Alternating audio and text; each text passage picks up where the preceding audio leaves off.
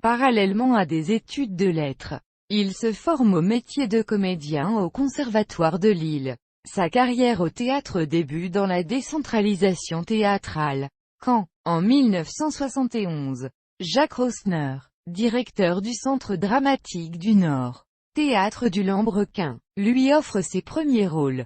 En 1974, il poursuit l'aventure de la décentralisation théâtrale avec La Salamandre de Gildas Bourdet. En 1976 à 1977 il joue au Théâtre populaire des Flandres de Cyril Robichet. En 1982, à l'occasion d'une commande de la ville de Lille, il écrit la revue et fonde sa compagnie. La compagnie Jean-Marc Chotteau s'installe à Tourcoing en 1988 où elle crée le Salon de théâtre.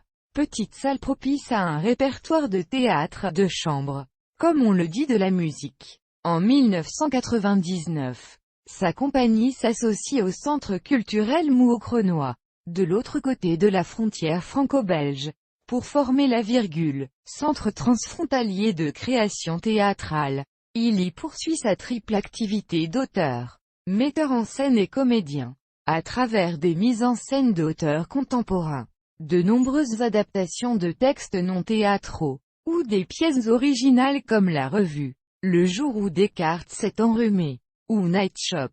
Enfin, certains de ses spectacles sont écrits pour des lieux singuliers qui lui inspirent des scénographies originales, prise de bec au galodrome dans un galodrome, La vie à un fil dans une friche industrielle, Éloge de la paresse dans une bourloire, Le bain des pinsons dans une ancienne piscine, Jouer comme nous dans le cloître d'un ancien monastère et HLM habiter la mémoire dans une barre d'habitation collective sur le point d'être démolie.